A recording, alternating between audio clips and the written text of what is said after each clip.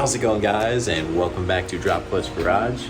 Today we're back on the Mach 1 and we're going to be doing some more fun little upgrade projects to it. We have a rear disc conversion kit, so we're going to toss out those old drum brakes and we're going to upgrade to a rear disc kit from Lear. Haven't used this kit before, so I'll take you guys through that process and let you guys know how I feel about that kit, how well it works. Hopefully this video will help you guys out if you decide to want to install something like this on your Mustang or classic vehicle. So let's first start by opening up the box and seeing what it comes with.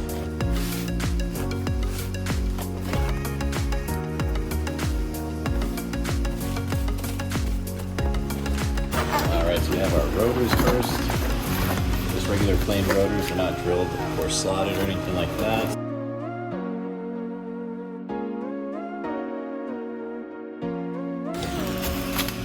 We have our Caliper Brackets.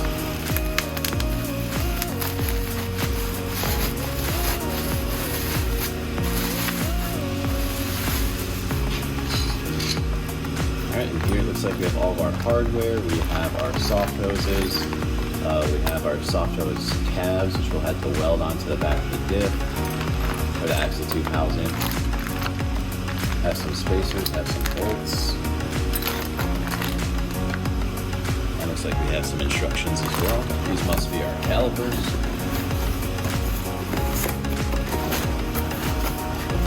I believe this kit uses a GM style caliper. Already loaded with our brake pads. And this is set up for our parking brake cable. It's also set up to use the factory parking brake cable, which is why I chose and went with this kit.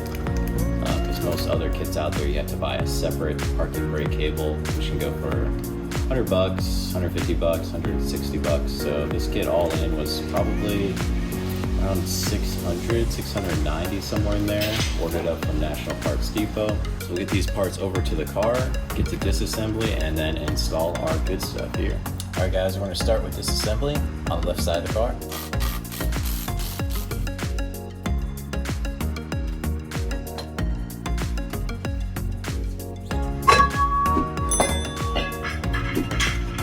If you need to determine whether or not you have a small bearing, big bearing, because it does matter when you do order the brake kits, you can measure the distance between your T-bolts that hold the backing plate on. Up and down, you're going to have 2 inches for a small bearing, and I believe it's left to right, it'll be 3 inch and 5/16, I believe, but that's what you need to look for. It's also been said that the bolts that hold on the backing plate or hold the axle into the axle housing, if they're 9/16 size bolts, you have a small bearing, and if they're 11/16, you have a large bearing. But you just kind of want to measure and double check so that way you order the right kit. Unfortunately, we do not have a window to be able to loosen up the bolts for our backing plate, but not a problem. We could probably do it with just an open-end wrench and get it in there. It's just going to take a lot longer. So I will speed that up for you guys. Now is also a perfect time if you have a leaky axle seal to go ahead and replace on that. I'm not sure if this kit comes with a new axle seal. I don't believe so. I did not see that in there. So if you're unaware of the condition of your axle seal, might be good insurance just to pop them in anyway. It's like a $4 or $5 seal. If you know that they're good, just be very careful when you go ahead and pull out the axle. Make sure that it's fully supported while you're pulling it all the way out. You don't want to drag it on the bottom lip of that seal. These bolts were rather loose, so I believe it was assembled not too long ago. Not necessarily loose, just not rusted on. Let's go with that. Guys, these are the T-bolts that hold the backing plate on. Now we have that our axle is free, should be 100% free to just pull on out, and that was nice and easy. Sometimes those do get stuck up in there, and you can attach a slide hammer to the axle to pull it out. You could also slide the drum on there to give yourself, or pull the drum back up to it, give yourself some more leverage to be able to pull that out. What you want to do is grab a rag and make sure and support that axle while you pull it out so you're not rubbing on that seal and you don't get diff fluid all over your hands. All right, now all we have left is to disconnect the brake line from the wheel cylinder. right here, and we'll be able to pull the entire backing plate off with all the brake assembly here. You don't have to mess with any of the springs or anything like that. The only thing we'll have to remove is the parking brake cable. We do have some fresh brake lines on this particular vehicle, but still going to put a line wrench on it. Don't want to take any chances. We will have to modify our hard line or just make a new one to be able to attach properly to the soft line. But we will get to that later on. I think I'll just set this down out of the way for now until we figure out how our new parking brake cable attaches. Alright, and there we have it, guys. It is fully disassembled. Of course, we'll clean this all up before we install any new parts. Our axle seal looks pretty good. Looks rather new, still fresh. Our axle bearing feels really good. I also got these little silicone stopper deals, and I can go ahead and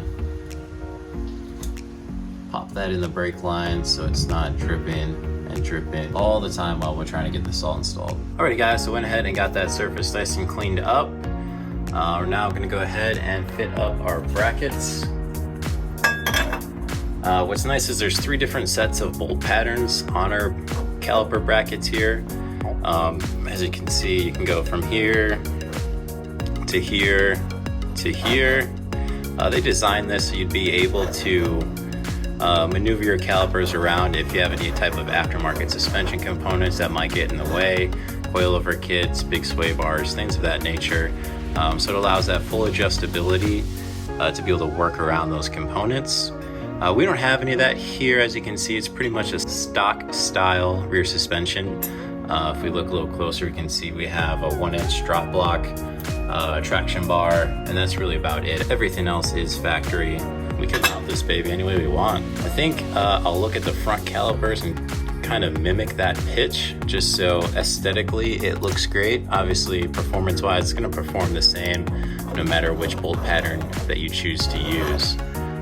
So we'll get this thing mounted up and go from there, guys. And one thing to mention too, we need to install these brackets with these countersinks facing outwards. Give you a close-up on the other bracket there. Alrighty guys, so after looking at the caliper and where it would sit in relation to the parking brake, we definitely want our calipers to be rearward right here, and that way the parking brake cable would fit right into our caliper. So we're gonna go ahead and stab it in just like this. So yeah guys, before we get everything bolted all down, just take a look at all your components and make sure they're gonna fit up how you want them to. Kind of jive with everything else you got going. Next part is going to be installing our caliper bracket here.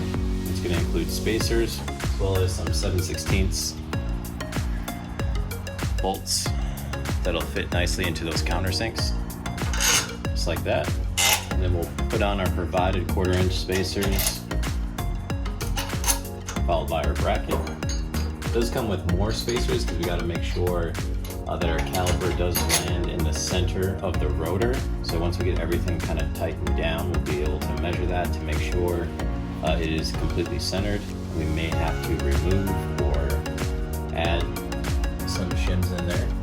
And these brackets get tightened down with our nylon lock nuts.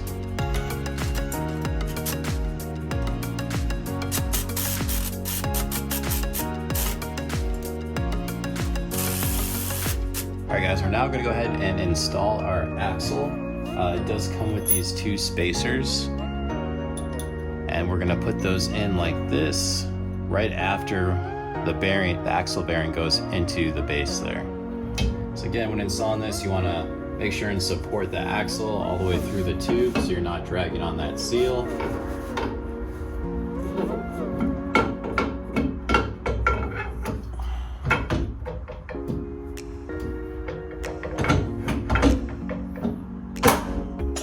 Got the camera in there so you guys can see. We then put in our spacers like so. Looks like we do have a burr in our bracket here. We're gonna have to file that down. It looks like that was the starting point for the laser. So we're gonna have to go ahead and file that down so we can fit our spacers in. All right guys, round 2 here. That's gonna be your first step now. Go ahead and check and make sure you don't have any burrs that are gonna interfere with the insulation in your brackets.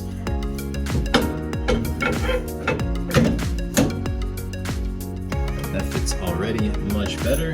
So we'll pop our spacers in.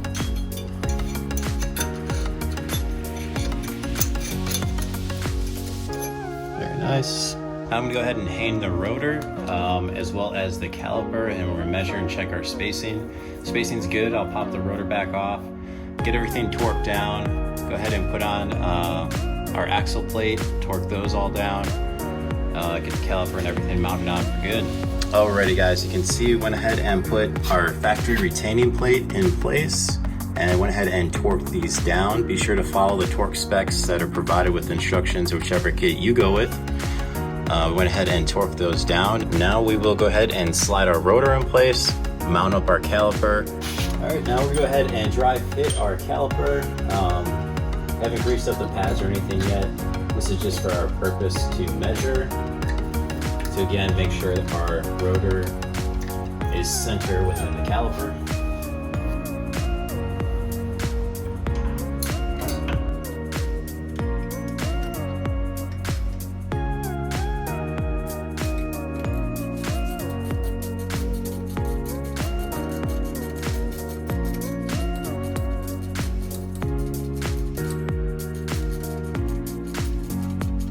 All right, you can see our distance on the outboard side is much greater than on the inboard side.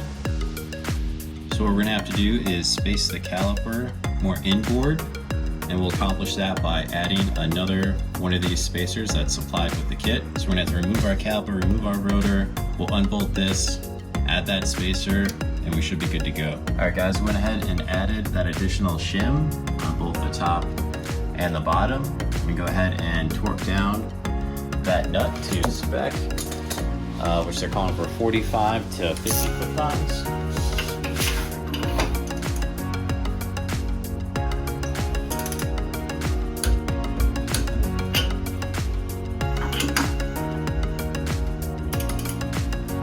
So now we'll go ahead and install our calipers for good this time. We'll go ahead and grease up the pads and slide pins as well. And then it calls to torque those to 25 to 30 foot-pounds. So let's get on that. All right guys, now we'll go ahead and hook up our parking brake cable, which slips into this bracket. Let's see if I can get you guys a better view. Come over here, there we go, that's probably better. So you can see it slips right through there, just the factory cable. Comes out at this end. It's supposed to come out on the other side of the spring here. And then come over here, you can see that it'll go right through that hole right there. Guys, the kit also came with these rotor center bushings. That way this perfectly centers up the rotor to the axle face. It just takes up that gap that was there previously. So don't forget to install these guys. It's not a crazy tight fit, but it is a nice machine fit. That way this rotor spins true. And then from there, we're gonna work on our brake lines. So this is the hose that it came with. It also came with a little bracket that we will weld to the axle tube. And then our hard line comes all the way up over here originally to connect to the wheel cylinder. So we could have a couple different options here. We could make up a new line completely, or we could even coil up the slack of this previous line right about here and into our rubber hose. So you got a couple different options there. Both would work just fine. You guys, another very important thing that I haven't mentioned yet, I don't believe, is you're gonna wanna make sure you have the proper master cylinder to be able to run rear disc brakes along with front disc brake. So be sure to do that research with your kit, see what it requires before you order it, so that way you're all prepped and ready to go with that. So I was able to reuse that factory hard line and adapt it to this current system here. Like I said before, you can do whatever you want. When it comes to this, you can get a whole new line, you can loop it around like this, whatever you want to do. I'm now going to weld on our little tab here. to the axle tube. When you find a spot to go ahead and mount this, obviously make sure that nothing else is going to be in the way of it once it's mounted. So once it is welded on right here, our soft line will come from the bottom of the caliper right up to there, like so. And obviously make sure the path of your soft line isn't in the way of anything as well. As you can see, our gas tank is right there, the fuel line is right there. So I just went ahead and drained the gas out of the gas tank and purged all the lines, so we're good there. Also want to make sure that there's nothing else that can get damaged when welding. Also, when you're doing this kit, guys, now is the perfect time while these calipers are fresh and clean to paint them. If you wanted to paint them a color, if you want to keep this natural finish, you can throw some clear coat on it, protect these calipers for a very long time.